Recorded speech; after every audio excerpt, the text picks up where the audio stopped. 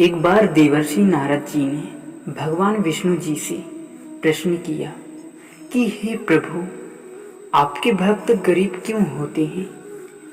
भगवान विष्णु जी मुस्कुराते हुए बोले, देवर्षि नारद जी, मेरी कृपा को समझना बड़ा ही कठिन है। नारद जी कहते हैं, प्रभु, ऐसी क्या बात है जो मैं नहीं समझ सकता। भगवान विष्णु जी मुस्कुराते हुए बोले, चलो ठीक है, यह दृश्य तुम स्वयं देख लो। इतना कहकर भगवान विष्णु जी और देवर्षि नारद जी के साथ साधु के भेष में पृथ्वी पर पधारे और एक सेठ के घर में भिक्षा मांगने के लिए दरवाजा खटखटाने लगे।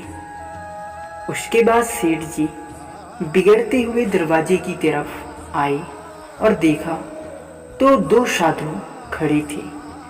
भगवान विष्णु हाथ जोड़कर बोले, भैया, हम दोनों को बड़े ही जोरों से भूख लगी है, कृपया आप हमें थोड़ा सा भोजन खिला दो, आपकी बड़ी कृपा होगी। सेठ जी उनसे बिगड़कर बोले, तुम दोनों को शर्म नहीं आती?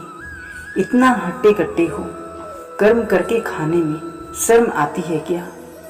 यहाँ से जाओ, किसी होटल में खाना मांगना। उसके बाद देवर्षि नारद जी बोले, देखा प्रभु, यह आपके भक्तों और आपका निरादर करने वाला ये सुखी प्राणी है, इसका आप अभी श्राप दे दीजिए। नारद जी की बात सुनते ही प्रभु ने सेठ को और अधिक धन संपत्ति बढ़ाने वाला वरदान दे दिया। नारद जी यह देखकर आश्चर्यचकित रह गए। इसके बाद भगवान विष्णु जी नारद जी को लेकर एक बूढ़ी माई के घर में गए। बूढ़ी माई की एक छोटी सी झोपड़ी थी, जिसमें एक गाय के अलावा और कुछ भी नहीं था। जैसे ही भगवान ने भिक्षा के लिए आवाज लगाई, बूढ़ी माई बड़ी खुशी के साथ बाहर आई। उसने प्रसन्न होकर दोनों संतों को आसन देकर बिठाया और उनके पीने के लिए दूध लेकर आई और बोली, प्रभु, मेरे पास और कुछ नहीं है, कृपया आप इसे स्वीकार कीजिए। भगवान विष्णु जी ने बड़े ही प्रेम से स्वीकार किया। तब देवर्षि नारद जी ने भगवान विष्णु जी से कहा, प्रभु, आपके भक्तों के इस संसार में देखो कैसी दुर्दशा है। मुझे तो यह सब देख ही नहीं जाती। यह बेचारी बूढ़ी माई आप पर निरंतर भजन कीर्तन करती है और अतिथि सत्कार भी करती है। आप इसको कोई अच्छा सा आशीर्वाद दीजिए।